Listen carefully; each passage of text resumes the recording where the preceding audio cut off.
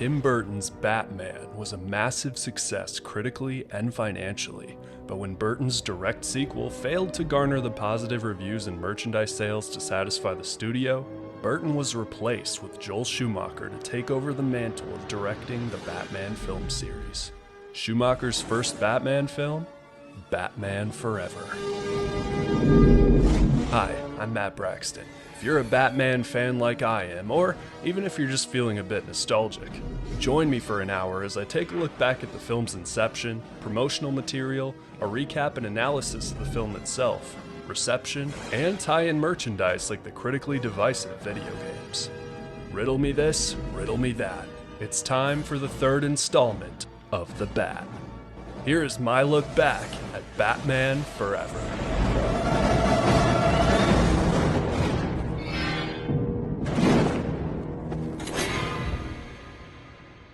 The production of 1995's Batman Forever represents a pivotal shift in the franchise's history. Moving from the dark, gothic, expressionist vibe of Tim Burton's duology to a very 90s, vibrant neon rave aesthetic under director Joel Schumacher. The catalyst for Batman Forever was the controversial reception and financial performance of 1992's Batman Returns. While mostly a critical success, the film was deemed too dark and risque by parents.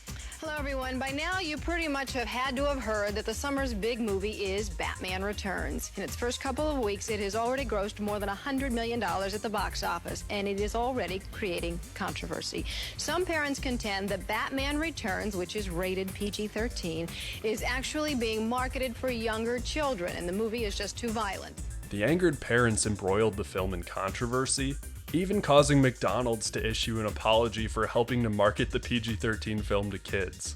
The film earned $150 million less than its 1989 predecessor and failed to meet merchandise sales expectations.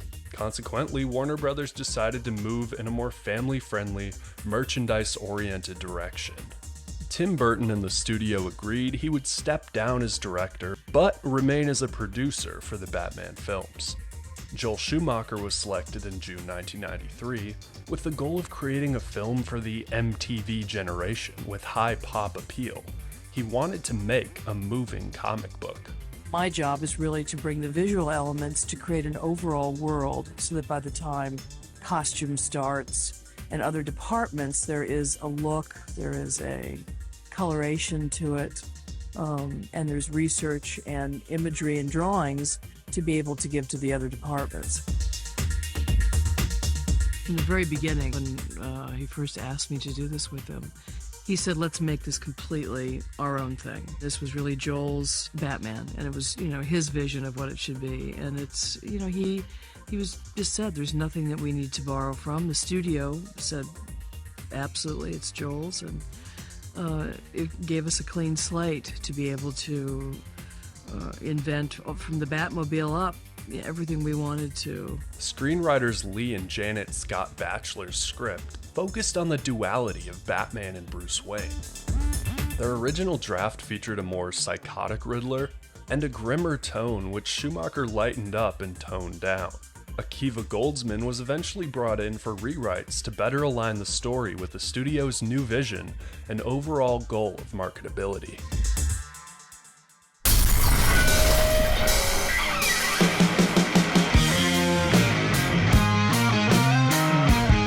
Michael Keaton initially planned to return to the Batman role, but eventually declined after meeting with Schumacher and finding the new direction, specifically the move away from the character's psychological depth, despite the story literally being about Bruce's psychology, unappealing.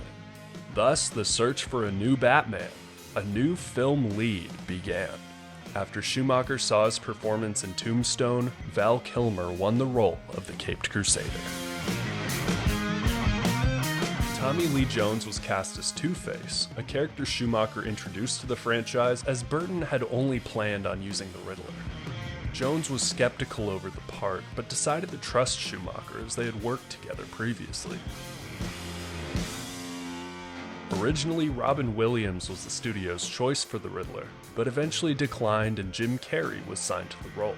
Carrey and Jones reportedly did not get along well on set due to their differing acting styles. Carrey with his over-the-top comedic delivery, and Jones's more subtle, quiet style. The legend goes that you were on the set fighting with this guy, Tommy Lee Jones, all the time. That the two of you did not get along at all. That you annoyed him, well, he annoyed you. I think what happened was, I was really looking forward to working with Tommy because he's a fantastic actor, and he still is to me. I love him. I mean, he's amazing. Right. And I think he was just a little freaked out because Dumb and Dumber came out on the same weekend as Cobb. Right. And Cobb was his big swing for the fences.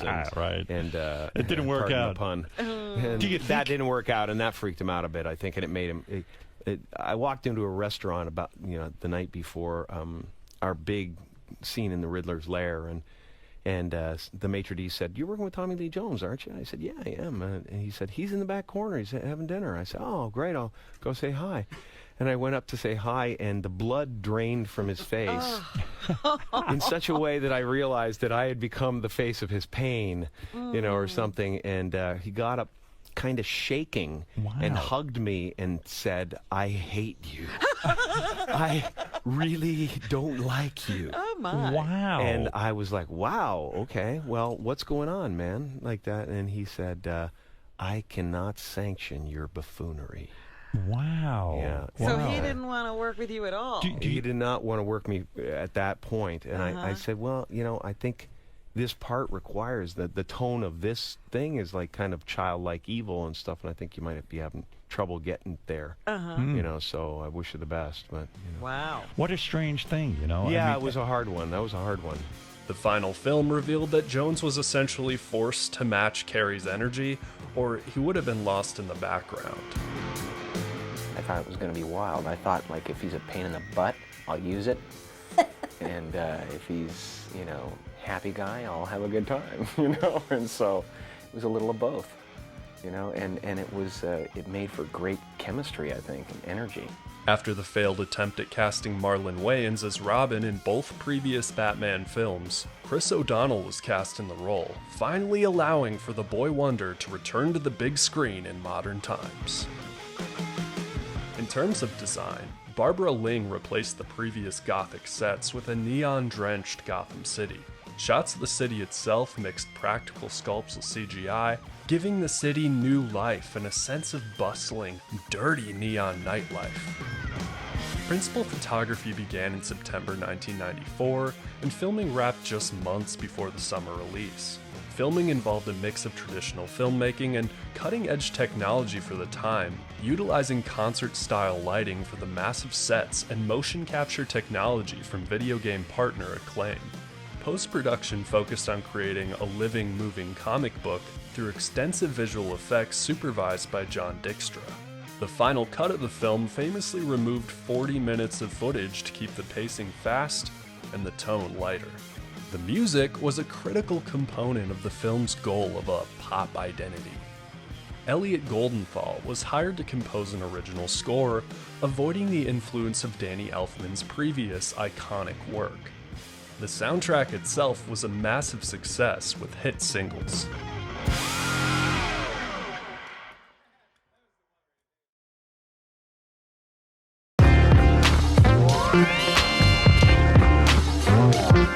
To help ensure a return on the $100 million film, the marketing and promotional campaign for Batman Forever in 1995 was of the utmost priority for Warner Brothers. The goal was to achieve a massive cultural event, bring back the Batmania of 1989.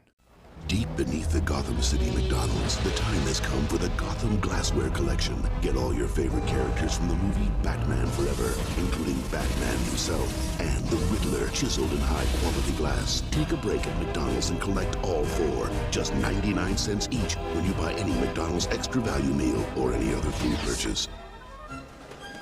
Here you are, sir. Batman. Now I've got him! The primary food partnership was with McDonald's. The company agreed to launch a major campaign even after having previously pulled away from the Batman Returns campaign due to the film's adult content. Though still weary, instead of standard plastic Happy Meal toys, McDonald's offered 4 distinctive glass mugs featuring Batman, Robin, the Riddler, and Two-Face.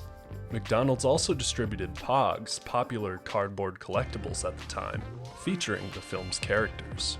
Batman Forever also appeared on cereal boxes, specifically Kellogg's Corn Pops, which included temporary tattoos inside the boxes. Riddle me this, riddle me that. Who's afraid of the big black bat? In an uncertain world, in a chaotic time, justice wears a mask.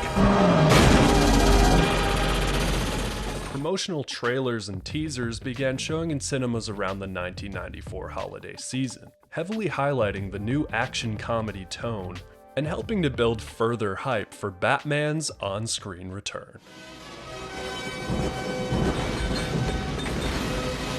The real game begins.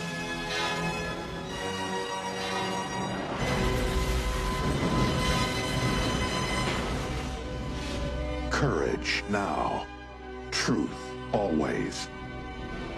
Batman forever.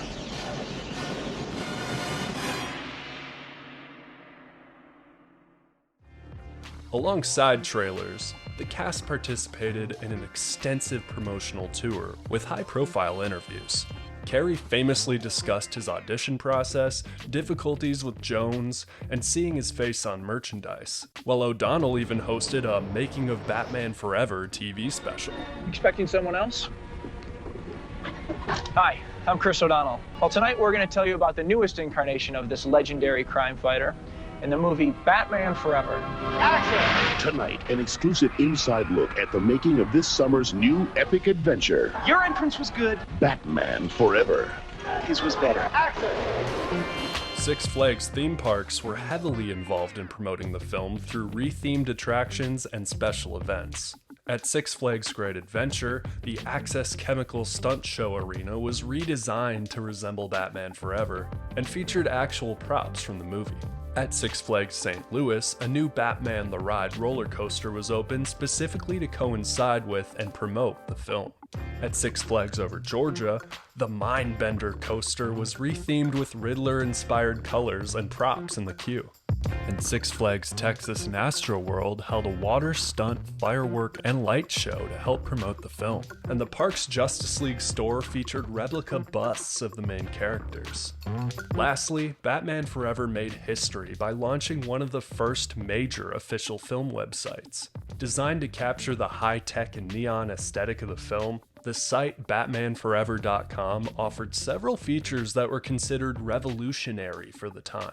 The site was built as an interactive environmental experience that allowed users to virtually navigate through a digital representation of Gotham City to get to webpage content. The site provided some of the first movie clips ever available for public download, significant during an era when dial-up internet speeds made video consumption extremely difficult. Fans could also download digital wallpapers and audio files featuring sound bites of the characters.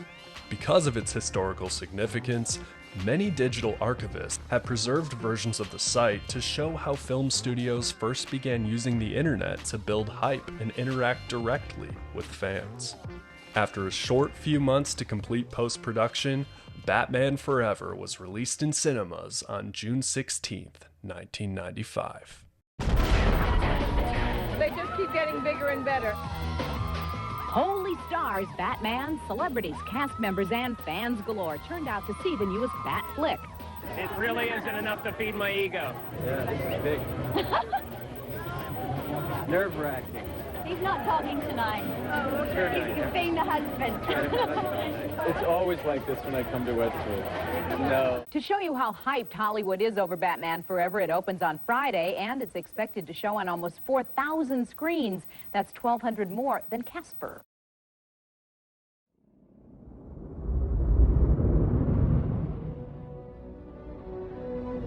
And now, without further ado, let's take a look at the actual film itself with a plot recap and film analysis. Here is Batman Forever. The film opens with a flashy credit scene and a triumphant reintroduction to the Batcave, new Batmobile, and brand new Batman, played by Val Kilmer.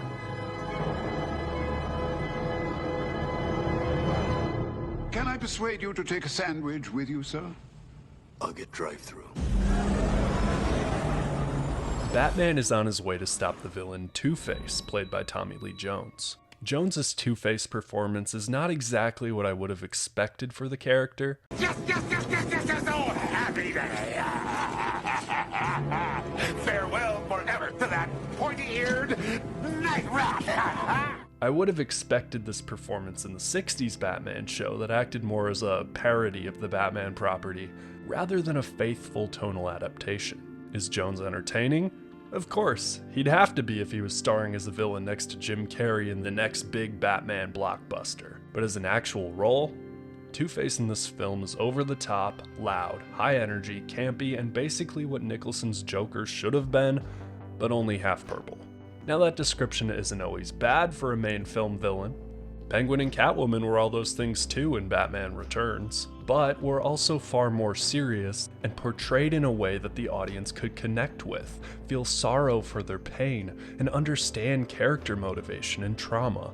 This performance, at least what was included in the final film, lacked those important elements. If there was in fact more depth to Two-Face that was left on the cutting room floor, that's a shame.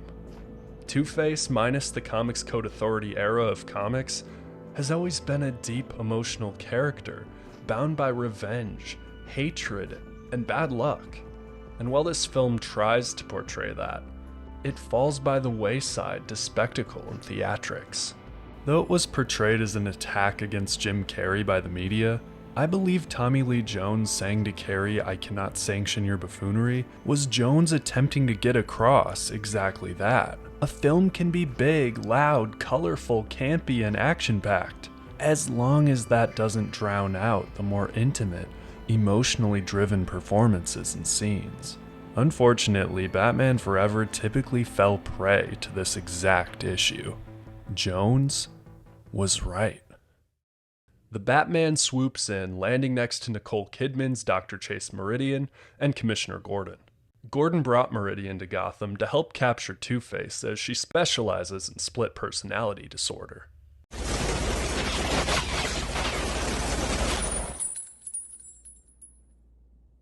Open sesame.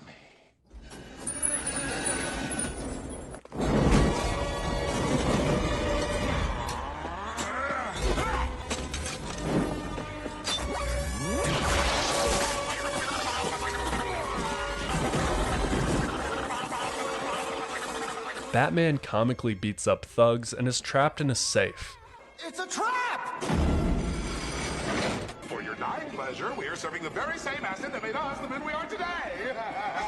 The safe begins filling with acid, the same acid that burned Harvey Dent's face. Batman uses the cop's hearing aid to unlock the safe and escape with the officer, somehow landing the safe right back where it came from with a single cable.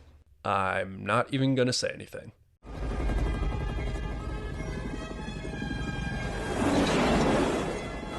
Viewers are then treated to a fun scene where Batman is hanging onto Two-Face's helicopter and is carried through the city, in front of the mix of computer-generated and model buildings. Gotham is bigger, brighter, and more neon than ever before.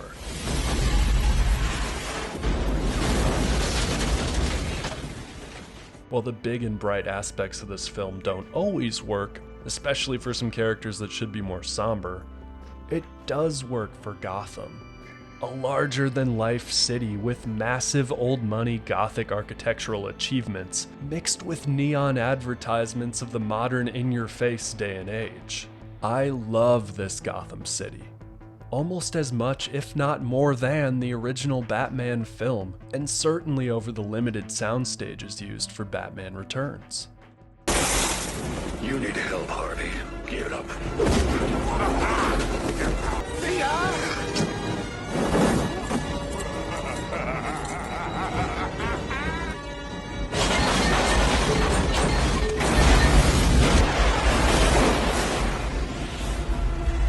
Two-Face causes the helicopter to crash into Gotham's Statue of Liberty, a perfect analogy to how Harvey himself must have felt when his face was burned. The life, liberty, and pursuit of happiness he knew, gone, torn away from him with his disfigurement. If viewers were shown more of Harvey's personal feelings and emotions rather than simply blind rage and evil cackles, I feel the iconic image of Batman swimming to the water's surface to reveal a burning Two-Face Statue of Liberty would have hit much harder. Next, the audience sees Bruce Wayne doing a routine inspection of his business. Kilmer was clearly chosen because of not only his similar appearance to Michael Keaton while wearing the cowl, but also because Kilmer was able to capture the charm of Keaton's Wayne while also bringing his own charming spark to the role. Wayne meets Edward Nygma despite Nygma's boss attempting to steer clear of the situation. Mr. Oh, Bruce Wayne. No, that's my name. And you are? Edward Nygma, you hired me personally. We've never actually met, but your name was on the hiring slip. I have it. I'm gonna need that hand back, Ed. Oh, yes, of course. Where it's revealed that Jim Carrey's Edward Nygma is a little Bruce Wayne obsessed. Back to work, Edward. It's okay. So, Mr. Nygma, what's on your mind? Precisely. What's on all our minds? Brainwaves. And also obsessed with his own personal projects, that of which are dangerous. Despite the danger of his work, Nygma asks Wayne to work with him, and Wayne turns Nygma down. This begins Nygma's descent into madness, hatred, revenge, against his boss, and more so, against Bruce Wayne. You were supposed to understand. I'll make you understand. There is an underlying intensity to Nygma's insanity in this film that Carrey pulls off so well. Of course, there are more campy moments to the character, just like Two-Face, if not even more so, but when Carrey brings it, he brings it. The viewer genuinely feels sympathy for Edward Nygma, but is also disturbed by Carrey's very convincing edge to the character. Wayne sees the bat signal and immediately heads to the Batcave for his next outing as the Caped Crusader. He arrives at the signal to find Chase Meridian, who asks Batman on a date. What is it about the wrong kind of man? In grade school, it was guys with earrings. College, motorcycles, leather jackets. Now, black rubber. Try fireman. Let's take off. Oh, we could give it a try. I'll bring the wine. You bring your scarred psyche. Making a reference to the previous Batman film. You like strong women. I've done my homework. Or do I need skin-tight vinyl and a whip? Edward Nygma is continuing his experiments at Wayne Enterprises despite his projects being terminated, and is caught one night by his boss. Nygma knocks his boss out and decides to do his first human trial on the boss. Nygma, you touch that switch and... Which one, this?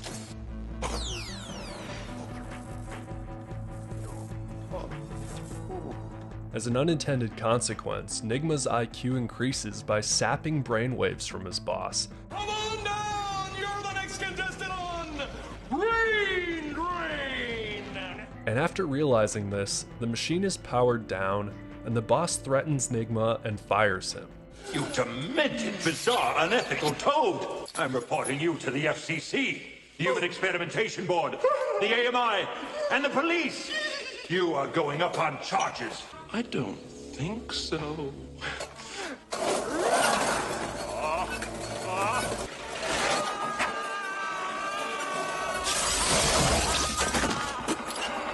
Hang on! You are fired! Or should I say, terminated?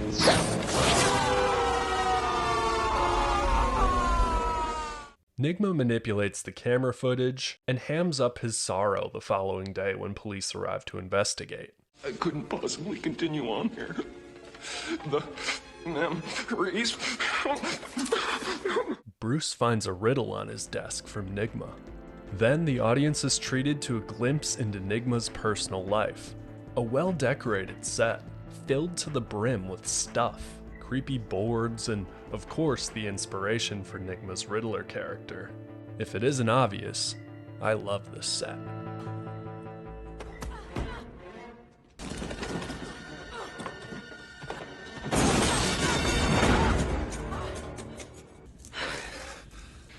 Guess I'm early. I have an appointment.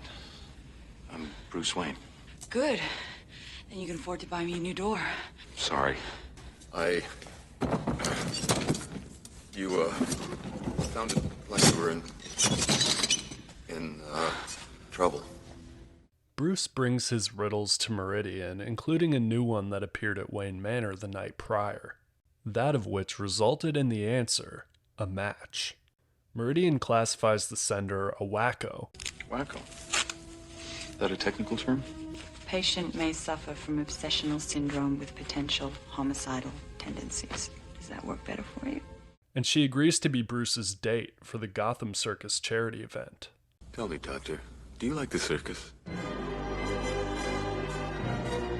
The circus immediately begins, and the set design is again immaculate and imposing, after some incredibly choreographed stunt work by the Flying Graysons, including the introduction of Chris O'Donnell's Richard Grayson. Two-Face infiltrates the event and demands that someone tells him who Batman is, or he will detonate a bomb in just 2 minutes.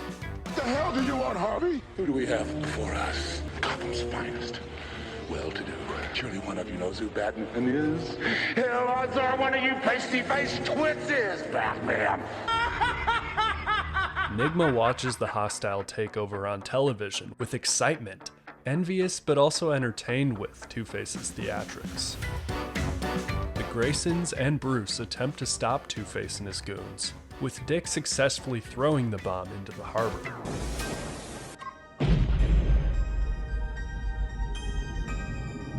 Before making his escape, Two-Face shoots the scaffolding, and Bruce watches Dick's fellow Flying Graysons, his family, plummet to their deaths below.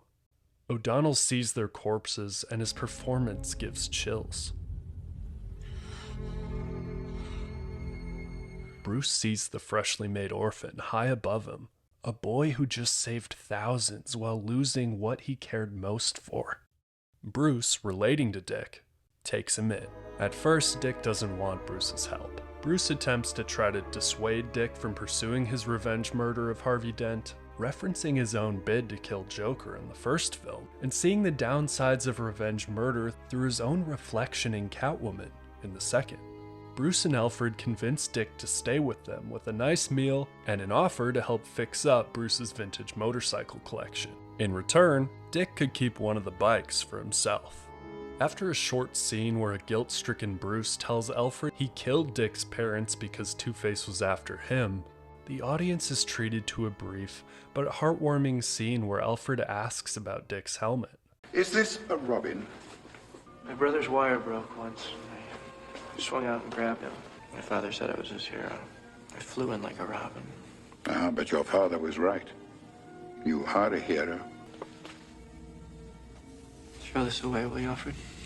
I won't be needing it anymore. I think I'll just put it in here. Broken wings mend in time. One day Robin will fly again. I promise.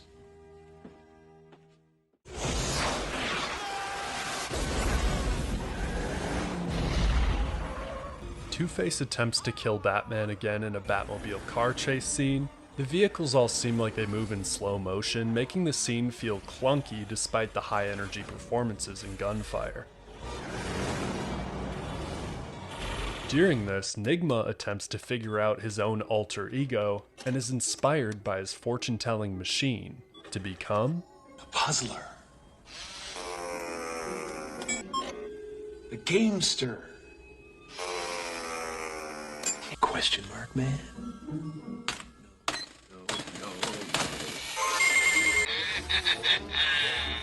Thank you. Thank you so much. The Riddler. Riddler breaks into Two-Face's hideout and proposes to help Two-Face humiliate Batman and expose his true identity before killing him, and shows off the updated, sleeker version of his invention. It's used almost like a drug in this scene, with the two saying, Have a bit more, thank you. Oh, there's more, but only the first one's free. This idea sort of plays off the Tree of Knowledge story. The idea that too much knowledge can be a bad thing, like a drug. People wanting to feel like God. A prescribed painkiller might help in some aspects, for instance, but too much, an addiction to the helping mechanism, eventually causes problems. The following segment shows Riddler and Two-Face teaming up for a crime spree, and despite the briefness of the scene, has a glaring editing mistake. Watching this shot, Riddler holds up a large diamond and begins to pull out the eyeglass. But Carrie must have accidentally grabbed the wrong jewel in the shot, and no one caught it, even in the editing room. For in the very next shot, the diamond is tiny and Two-Face is the one to hold up the larger diamond. Whoops. Let me try. Out of the vest. Reach way back. Ow! Nigma announces his box to the world and begins sapping up everyone's brainwaves. There's hardly a home without the Nigma Tech box. Critics have claimed the box turns Gothamites into zombies, but Edward Nigma just shrugs. That's what they said when TV was invented.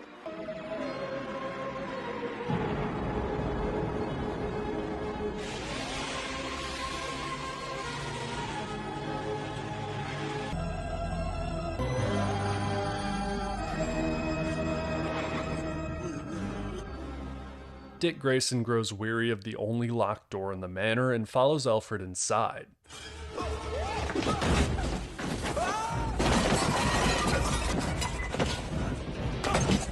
Clumsily. Immediately, Grayson learns that his foster father is the Batman. Meanwhile, Bruce meets Chase for another session and describes a red leather book he had begun seeing in his dreams. Repressed memories from when his parents were murdered. Bruce sees her growing fascination with the Batman and begins to question her. This goes way beyond taking your work home, doesn't it, Doctor? Why does a man do this? It's as if he's cursed to pay some great penance. Now, what crime could he have committed to deserve a life of nightly torture? I can't be jealous of Batman. I want to be close, but you won't let me near. You want to know who I am? After almost exposing himself as Batman, but reducing what he shared to simply having a dark side, Alfred calls Bruce to inform him. I'm afraid Master Dick has gone traveling. Actually, he took the car. He boosted the Jag? Not the Jaguar. The other car. The Bentley? The other car. On a joyride in the Batmobile, Dick saves a girl from a gang and is busted by Batman. Should have been you! It's your fault! If you'd have told Two-Face anywhere at the circus, Dick, still be alive! If Bruce Wayne could have given his life for your family, he would have. Back in the Batcave, Dick asks Bruce to train him, but Bruce still doesn't want to. Even if Dick wouldn't kill Two-Face and the two simply apprehended the villain, Dick's life would never be normal again. Bruce doesn't want that for Dick. He doesn't want what Meridian described as nightly torture for the young man. Nigma invites Bruce, Chase, and Dick to his big unveiling event for the Box 2.0. To gloat over his accomplishments. Nigma not only does so, but does so literally stealing Bruce's style. How come you don't look so good in that suit? Shut up. You're here to work. How's my mole? Fine. Even using makeup to have the same mole. The press were just wondering what it feels like to be outsold, outclassed, outcoiffed, and generally outdone in every way. Nice suit. Wit. Good. And you are? Chase. And what a grand pursuit you must be. Bruce investigates the machine, which is turned on and scans his brain, just as Nigma had hoped would happen. As this occurs, Two-Face crashes the party, once again attempting to draw out Batman with a good old-fashioned stick-up. No. Bruce dons the cape and cowl and returns to the event.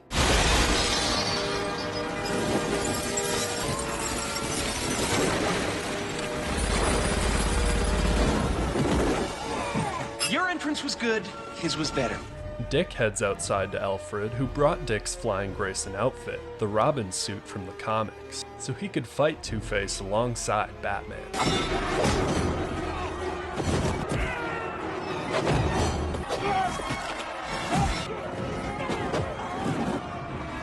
Batman chases Two-Face and his thugs outside and into subway construction.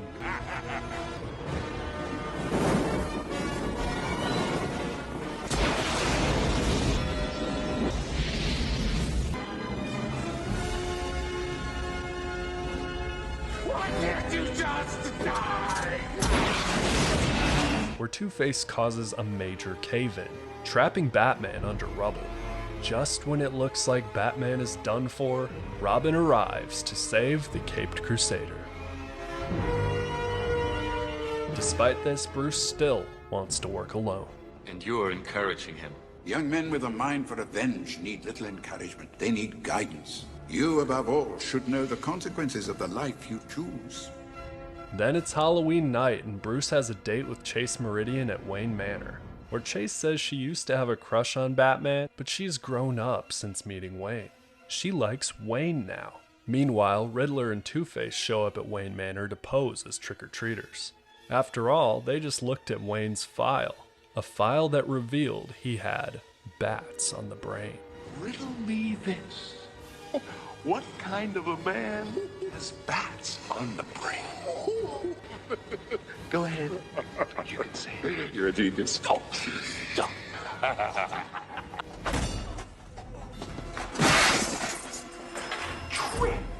After Bruce realizes the book he's been seeing in his dreams was his father's, a book his father would never get to write in again, remembering the giant bat he saw, what he would become. Chase kisses Bruce, realizing not just from his story, but from even just the feel of his lips, that he is in fact the Batman. Gaining access to Wayne Manor, Riddler destroys the Batcave and Batmobile. Intruder alert! Intruder alert! Shut up!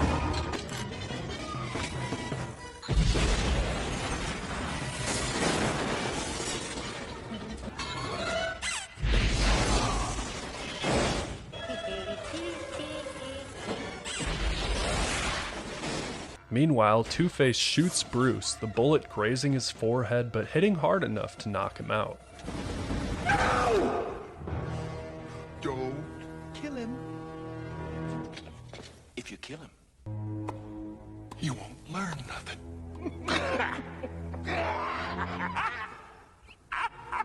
Chase is then hauled out by his thugs. Despite the head injury, Bruce and Alfred work together to decipher the Riddler's last riddle, figuring out that all the riddles spelled Mr. Enigma, and the two immediately head to what's left of the Batcave, and Bruce suits up for the final battle in the only suit not yet destroyed. All except the prototype with the sonar modifications you invented, but you haven't tested it yet. Tonight's a good night.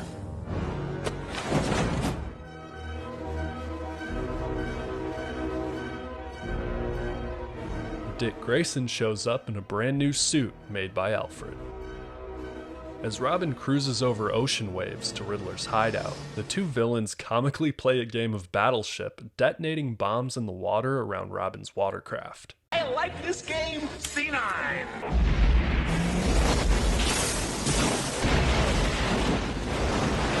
Ah!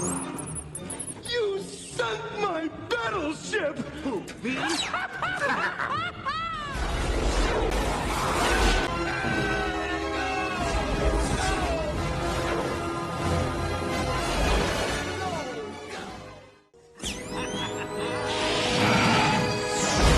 Riddler also destroys the Batwing.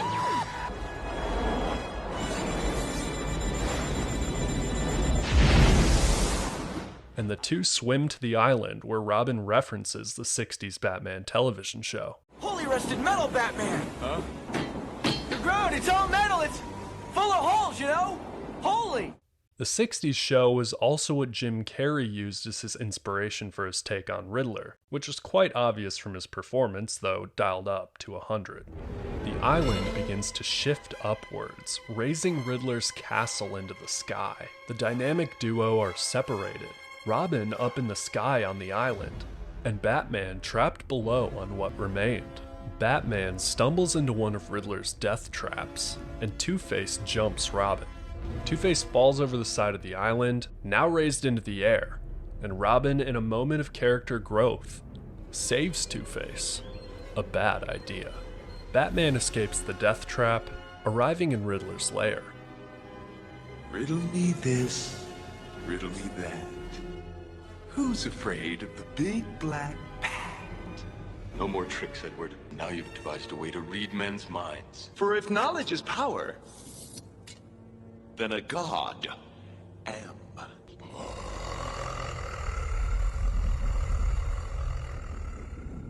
Was that over the top? I can never tell. By the way, I've seen your mind, freak. This scene not only gives viewers a final confrontation between both Wayne and Nigma alter egos, but is an iconic set piece, giving fans one of the most iconic images of Batman. Riddler then reveals the villain duo's final riddle for Batman. Yours is the greatest riddle of all. Can Bruce Wayne and Batman ever truly coexist? We'll find out today! Let's meet our contestants! Dr. Chase Meridian and Robin the Boy Wonder are unveiled, hung in cages high above the question mark covered floor, ready to plunge to their deaths below. Which one will it be, Batman? Bruce's love, or the Dark Knight's junior partner? This is all one giant death trap. Judges? I'm sorry, your answer must be in the form of a question, but thank you for playing. Wait, I have a riddle for you. For me? Really? I see without seeing. To me, darkness is as clear as daylight.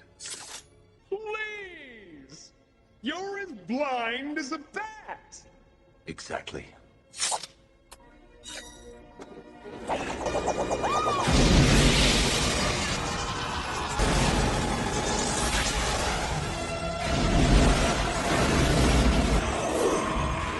Batman destroys the brain-sapping machine, warping Riddler's brain. The prisoners are dropped, but bending the law of gravity, Batman saves both of them with his high-powered equipment. Two-Face attempts to shoot them once again, but Batman tosses coins into the air, confusing Harvey. He falls off the scaffolding to the rocky waters below. Robin inadvertently got his vengeance against Two-Face, and it's clear with O'Donnell's performance in the scene that Robin just wasn't sure if Two-Face's death actually made things better or not. Bruce's fear. But your pain doesn't die with Harvey, it grows. So you run out into the night to find another face, and another, until one terrible morning you wake up and realize that revenge has become your whole life. Came true. Riddler is locked up in Arkham Asylum, where he claims to know who the Batman is, though when Chase questions him about it, Edward, please. Who is Batman? I'm Batman.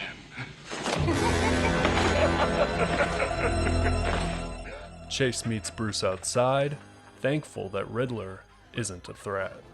After momentarily parting ways, Batman and Robin's iconic silhouettes appear, on their way to their next adventure.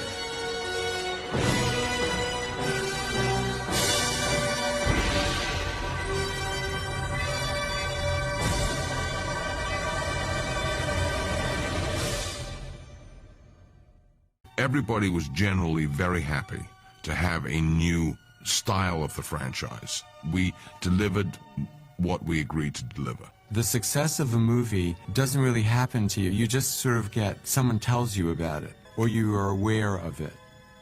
Your whole experience with the film is really finished when you hand it in. Batman Forever is a film people either love or hate, but for me, it's always been a little of each. Though of course there are others, the film's messages, questions, and themes consist mostly of the following. Can Bruce Wayne be both himself and Batman?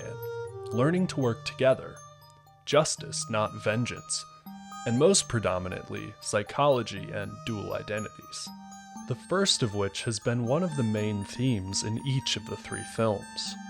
Dual identities were also studied between the three films, but in different ways. In the first, whether Vale could learn to love Bruce and also allow for his duty as Batman, and whether Bruce could keep her safe if she knew his secret. In the second, Bruce is obsessed with Selina Kyle because she also has a dark side. And now, Batman Forever involves a character with a true split personality. Two-Face, Harvey Dent, literally have a split personality. Dissociative identity disorder, using two different voices for each half, literally and figuratively. even requesting different food and drink for each. Batman and Bruce are more alter egos than split personalities. Bruce Wayne is the disguise for the one true personality. Riddler also has a dual identity, but more in line with Batman and Robin's alter egos than a true split personality. Even in the beginning of the film, Nigma's boss had more than an inclination Nigma was a wacko. Is that a technical term? Bruce and Dick learning to work together as not only host and guest or adoptive father and son, but even more so as Batman and Robin, the dynamic duo, was to be expected but wasn't quite compelling. Just like the writing for Chase Meridian, the general themes of the film were pretty basic, and even at times like the plotline of Batman and Robin agreeing to work together, contrived and cliché. The size of the film was quite noticeable. The over-the-top visuals, acting, costumes, and especially massive soundstage sets, neon colors, explosions, and punchy new soundtrack were all visibly bigger, brighter, and meant to be more action-packed and exciting than the prior film. This was by design. As mentioned, Burton's creative vision for the Batman series was altered, reworked by Joel Schumacher's team and Warner Brothers to be more marketable and kid-friendly. Even toy companies worked with the new director to create the Batmobile, sets, and more. This film was an overhaul of Burton's Batman universe, to be as marketable and big of a summer blockbuster as possible. Though a big bombastic film is not always a bad thing, and in fact can leave audiences feeling wonderful, they have to be done right. The massiveness of a film cannot overshadow character work and deep emotions, and making audiences feel something. Thus, when I said I understood Jones's words criticizing Carrey's buffoonery, I meant it. Jones was out to create art, not a toy commercial. Because if films are not art, why are we watching? I prefer when films are character-driven and emotionally compelling. When characters are written and played with intent to do honor to a character, an emotionally driven performance. But the final film included very few emotional scenes. Scenes much too quick and glossed over to save more of the 2-hour runtime for spectacle and action. Audiences felt sympathy for the villains during the very brief scene of Harvey's origin, and for Nigma throughout the film, even though it's obvious he's a little nutty. His grim, dark, threatening scenes are great though. And by critiquing the ratio of emotional scenes with action and over-the-top caricatures, doesn't mean the action scenes aren't good. The Batmobile design was very cool. In fact, I liked that the vehicles all matched, in a fantastic looking Batcave. Yes, the Batmobile could look like it was driving 1 kilometer per hour at times, but it looked good, just as the Burton film design looked good. The Batsuits, and even both of Robin's, honestly, minus the nipples, were pretty good looking. I enjoyed Val Kilmer, and even though Chris O'Donnell was pretending to be a squeaky teenager that was about 8 years younger than himself, I liked his performance too. Riddler could be threatening and scary at times, and that was when Jim Carrey was at his best. When he was excited but completely off the deep end. But sometimes it was a Jim Carrey stunt show and Tommy Lee Jones trying to scream out his lines. So much emphasis was placed on making the film bigger, better, and brighter to get people to see the film, rather than ensuring the characters were written and acted with sincerity, doing justice to their comic counterparts. The movie was on such a grand scale that the large sets were able to be shot at wide, sweeping angles. The film is full of stunning visuals, but emotional scenes need to be shot close up. And the filmmakers knew that, but the final film had very few up-close, emotional, personal scenes. So, was there a performance on the sets of this film? Some performance given? Left on the cutting room floor? Hey, if Snyder gets director's cuts for every film, the late Schumacher should get his too. Here is what is known about what is called the Schumacher cut. The Schumacher cut of Batman Forever 1995 is an unreleased version of the film that largely trades the neon camp of the theatrical release for a darker tone. The original cut runs about 170 minutes, nearly 50 minutes longer than the theatrical version. Often called the Red Diary edition, the director's cut of Batman Forever was director Joel Schumacher's initial vision before the studio opted for a lighter, more family-friendly approach. Despite being locked away in the Warner Brothers film vault, the film cut does exist, with many deleted scenes already having been made available. In fact, some, like screenwriter Akiva Goldsman and filmmaker Kevin Smith, were lucky enough to attend private screenings and have highlighted several differences from the theatrical version. The following includes a list of all the most prominent changes. First, the Schumacher cut focuses more on Bruce's repressed trauma. The major subplot involving Thomas Wayne's Red Diary, leading Bruce to believe he might have been responsible for his parents' death, was much more fleshed out, creating a more psychologically darker and more complex version of not just the Batman character in the film, but of the film itself. The slower, more deliberate pace allowed more time to explore the split identity between Bruce and Batman, often through his sessions with Dr. Chase Meridian. A quite compelling cutscene included the giant bat. In an iconic sequence, Bruce confronts a massive human-sized bat in the Batcave. Whether the moment was truly physical and literal, or simply metaphorical, Bruce finally chooses to not just reclaim his mantle as the Batman, but declares that Batman is his personality. There's no split. Bruce Wayne is Batman. Master Bruce. Batman, Alfred. Edward Nygma's transformation is much more menacing in the original cut, with a more violent invasion of the Batcave. While most of the Wayne Manor scene was overly campy, one could still tell Riddler's underlying performance was one of deep psychological complexity. And lastly, just as suspected, the Schumacher cut places a heavier emphasis on Two-Face in the first half of the film. This emphasis and slower pace gives Dent's vendetta against Batman more breathing room, and allows Jones's character to feel like a legitimate threat rather than just a secondary foil to Jim Carrey. In fact, several of Two-Face's campier lines were absent or replaced with alternate takes that lacked the hooting and hollering found in the final film. The campy, loud takes were often ADR, vocal edits, replacements, mandated by the studio and toy companies to be most marketable, not to be art.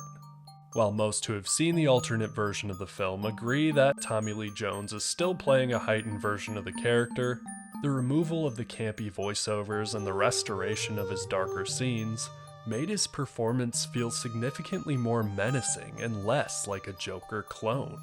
Despite its confirmed existence, the Schumacher cut of Batman Forever would require between $1 and $5 million to polish the visual effects and finalize the score. Following the passing of both Joel Schumacher and Val Kilmer, the push to release the cut has become stronger and stronger amongst Batman fans. It's been a while. Oh, you look great.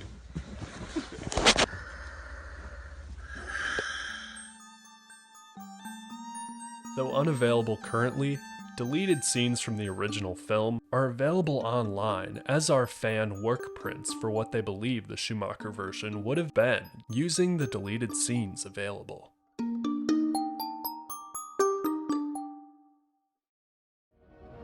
Batman Forever was released in theaters on June 16, 1995, arriving with massive commercial momentum, though ultimately leaving critics divided. The film was certainly a box office success, premiering across a record-breaking 2,842 theaters. It shattered the all-time opening weekend record previously held by Jurassic Park, raking in $52.8 million. Batman Forever was also the first film to ever earn more than $20 million in a single day. By the end of its theatrical run, Batman Forever outperformed its predecessor Batman Returns earning over $336 million worldwide. The film finished the year as the second highest grossing film in the US, trailing only Toy Story. While the public flocked to the cinema and generally enjoyed the film, critics offered a mixed bag of reviews. Some praised the film's high energy and vibrant aesthetic. James Berardinelli believed the film was faster paced and more colorful than the previous darker entries, while Peter Travers of Rolling Stone highlighted Val Kilmer's understated performance and Jim Carrey's charisma. Oppositely, the film was criticized for feeling too commercialized, lacking the psychological depth of Burton's films, despite the strong themes of psychological issues. Roger Ebert famously described the film as bubblegum for the eyes, and others disliked Schumacher's decision to add anatomical details to the costumes, specifically nipples on the bat suit, which became an international talking point. However, Schumacher defended the choice as being inspired by ancient Greek statues. Despite the polarized reviews, the film was recognized during awards season. It earned 3 Academy Award nominations for its technical achievements in cinematography, sound, and sound effects editing. The soundtrack proved to be one of the film's strongest legacies, while U2's Hold Me, Thrill Me, Kiss Me, Kill Me was ironically nominated for both a Golden Globe for Best Original Song and a Golden Raspberry for Worst Original Song. Seal's Kiss from a Rose became a massive cultural phenomenon, winning Best Song from a Movie at the MTV Movie Awards and helping to propel the soundtrack to massive commercial success.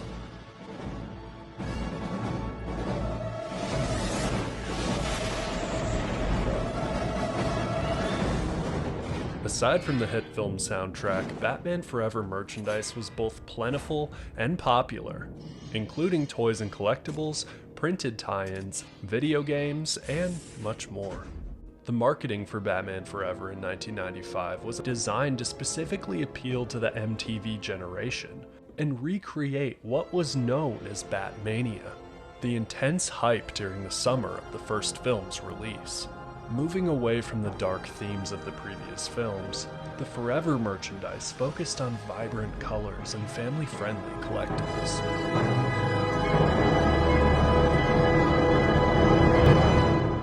Hollywood studios battle to see who can take the biggest bite out of the summer box office. Pocahontas had her premiere party in Central Park, and Casper is haunting Pizza Hut restaurants. But now comes the biggest promotional push of the season. Wherever you look, it's Batman Forever. With talk of recession infiltrating the land, who will save the day for helpless retailers, advertisers, and record companies? Me. Batman. Batman. Can you buy it for me? Measured in t-shirts, record albums, and hamburgers, Batman's superpowers have never been stronger. Merchandisers like Glenn Hendricks say movie products have become a giant industry, and this summer will be a vintage season. Well, it's probably going to be one of the most successful summers in recent history, and the consumer is it's a smart one, and they know what's good and what's bad. And Batman, I think, is huge. I buy mostly anything Batman. They've hit the mark this time. I mean, Jim Carrey, what can you say? He is the Riddler. This will be the Batman to end all Batman. Kenner, just like during the release of Batman Returns, produced an extensive line of 4-inch action figures. Many of the figures featured unique suits seen and not seen in the movie, such as the sonar sensor and blast cape suits, to increase play value. Robin figures included martial arts, street biker, transforming Dick Grayson, and more. Villain figures featured Tommy Lee Jones's Two-Face, and several Riddler versions such as Talking Riddler and Brain Drain Riddler. The toy line also featured the Batmobile, Batwing, Robin Cycle, and a large Batcave compound. Warner Brothers Studio Store catalogs were sent to homes in 1995, showcasing everything from high-end leather jackets to character-themed watches and ties. Both Fleer and Skybox released multiple trading card sets, including the popular Batman Forever Metal series and hobby boxes. These often included special gold foil cards and what were known as hologram cards. Beyond the toys and mugs, the 1995 marketing for Batman Forever included a massive line of apparel that showcased the film's neon aesthetic. The apparel was highly stylized, often featuring the vibrant green of the Riddler, or the high-contrast blueprint look of the Bat-Tech. One of the most famous vintage items is the Batsuit blueprint shirt. The image, a technical schematic of Batman's armor. Other apparel featured the characters and logos of the film. McDonald's sponsored a Batman-themed NASCAR driven by Bill Elliott. Because of this, there was a specific line of Bill Elliott and Batman Return racing hats and shirts made available for purchase. Merchandising did not stop with apparel and collectibles. 2 separate novelizations were written and helped to expand on the film's lore. Peter David's version is notable for including scenes cut from the final film, such as Two-Face's escape from Arkham Asylum, and features completely original chapters exclusive to the novelization, such as the introduction of Chase Meridian. In the novelization, she's introduced getting attacked by a mugger, and Dick Grayson comes to her aid. Dick's father scolds him for being reckless, but he thinks helping Chase was no more reckless than the family's trapeze act, foreshadowing not only the Grayson family tragedy, but also the bravery and heroics of Robin, what Grayson would soon become. A second novelization was written by Alan Grant, and other books such as the Batman Forever picture book and art book of the film were also released. DC Comics released an official comic adaptation, written by famed comic book author Dennis O'Neil. The adaptation was quite faithful to the film, even playing up the analogy of Riddler's IQ sapping device growing their brains being addictive like a drug. The art, just like the prior 2 comic adaptations, was immaculate. And just like the prior films, Batman Forever video game tie-ins were produced. In 1995 and 96, Acclaim Entertainment released 2 entirely different types of Batman Forever video games. The home console versions were widely panned slow beat-em-ups, while the others included handheld ports of the home console versions, and an action-packed arcade game subsequently ported to some home consoles.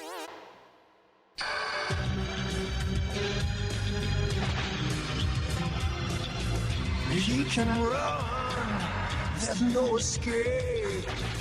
He can hide, that's his fate.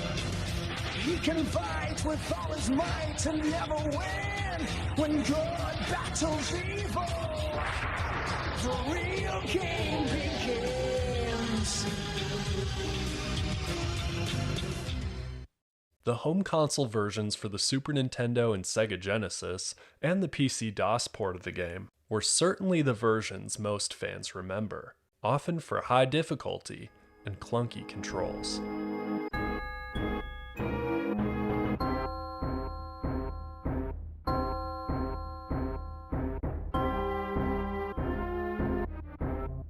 Developed by Probe Entertainment, Batman Forever was a beat-em-up that famously used the Mortal Kombat engine. Using 3D scans of the characters locked into certain moves and stances meant that Batman and Robin moved with stiff, digitized movements.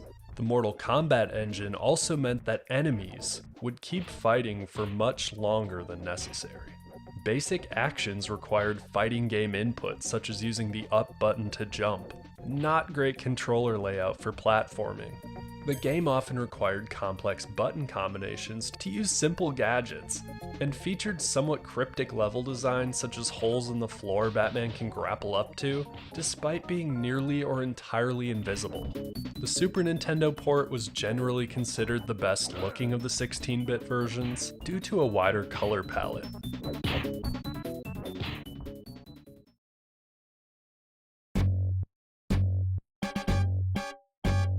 If the bat wants to play, we'll play.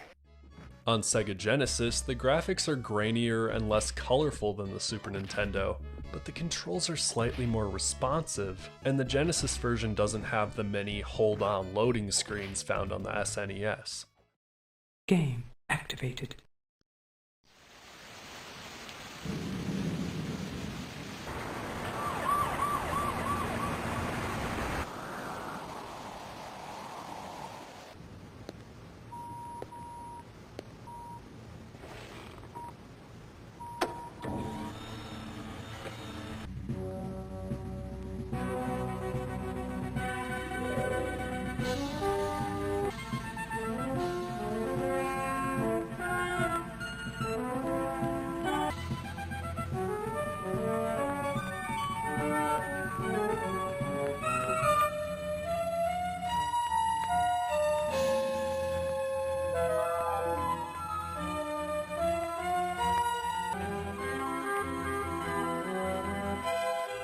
PC-DOS version features the highest resolution graphics with far more detailed character models and a CD-quality soundtrack.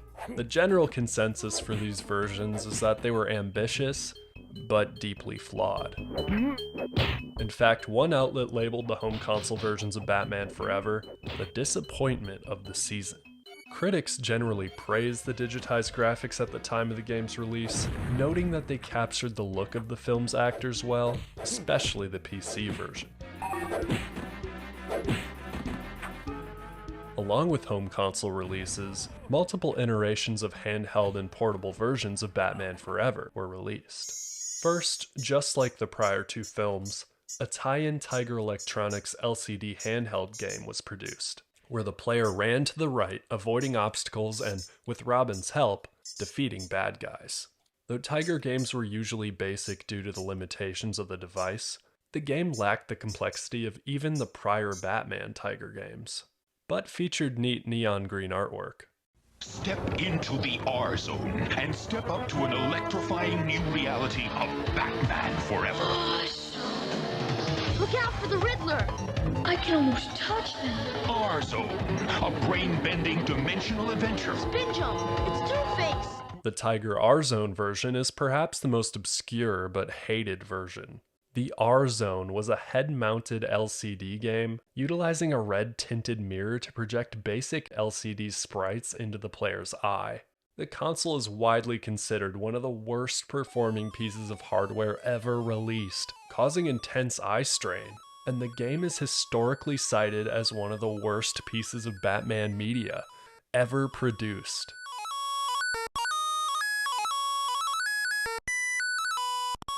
The other handheld versions of Batman Forever were more similar to the home console release, but scaled down the complex Mortal Kombat-style gameplay to abide by the limitations of the handheld devices. These were generally reviewed as inferior, stripped-down versions of an already problematic game. In fact, the games were often rated as low as a 1 or 2 out of 10 for being nearly unplayable due to technical limitations. Though the Game Gear version's graphics were far better, neither game was the ideal way to interact with the Batman Forever universe. Thus, in 1996, Batman Forever the arcade game, developed by Iguana Entertainment, was released. Unlike the slow home console adaptation, the arcade game was incredibly fast-paced, colorful, and surreal, just like the film. The game was action-packed chaos and featured digitized voice clips from Tommy Lee Jones and Jim Carrey. The game was directly ported to the Sony PlayStation, Sega Saturn, and PC-DOS. The PlayStation version was considered the most faithful port, while the Saturn version is often criticized for missing frames of animation and having longer load times. Despite tonal issues and having been coined a quarter eater, the arcade version of Batman Forever was the preferred video game tie-in.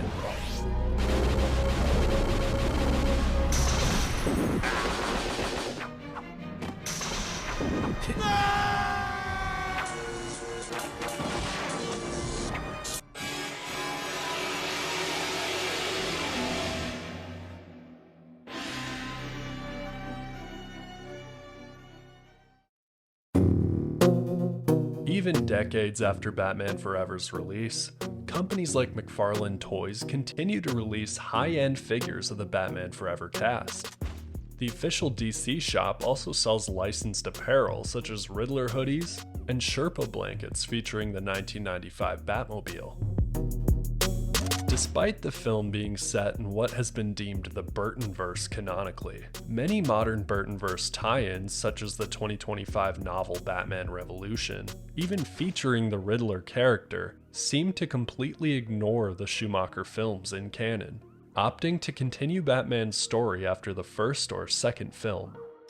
Though canonically ignored in the novel and comic book reboots of Burton's Batman character, there is still, to this day, merchandise produced based off of Batman Forever, signaling the long-lasting legacy of and goodwill of fans toward Schumacher's very first film about the Caped Crusader.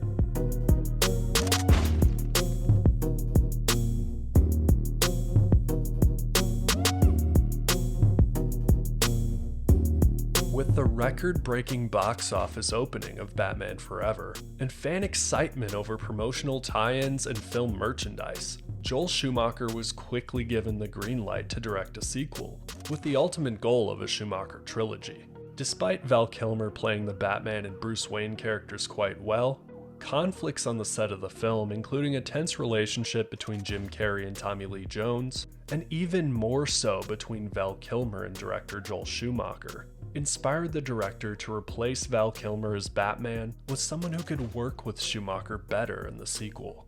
After a long list of Batman replacements, it was decided that George Clooney should don the cape and cowl next. Clooney would join Chris O'Donnell's Robin in the next blockbuster film to star the dynamic duo, Batman and Robin.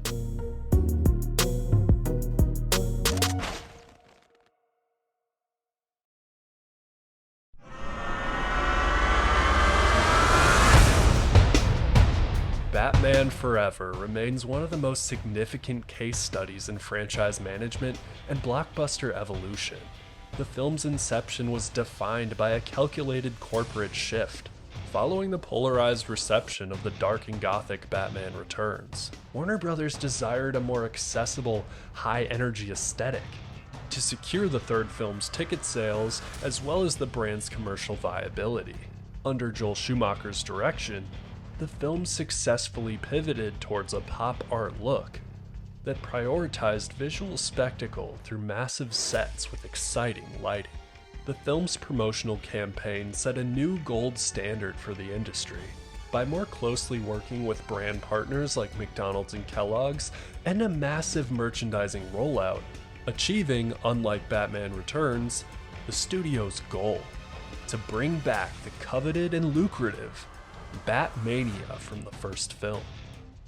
Thematically, the film is more complex than its vibrant exterior suggests. Beneath the stylized, high-camp performances of Jim Carrey and Tommy Lee Jones lies a narrative focused on Bruce Wayne's internal duality and his journey of realizing that Batman is him, not a dual identity, a journey towards psychological healing. Though far too much was left out of the theatrical version, especially Jones's initial, darker performance. A performance that would have made the film much, much better. Kilmer was perfect casting for both Batman and Bruce Wayne, and when given the opportunity, Carrey's performance could be downright chilling. While critics at the time were divided on this shift in tone, offering mixed reviews that ranged from praising its energy to critiquing its commercialism, the film broke opening weekend records and became the second highest grossing domestic release of 1995. Whether viewed as an action-packed spectacle, a masterpiece of marketing, or a controversial departure from Burton's initial vision, fans will point to the very 90s film as a popcorn flick they can always return to for a good time. Batman Forever indeed will live on forever.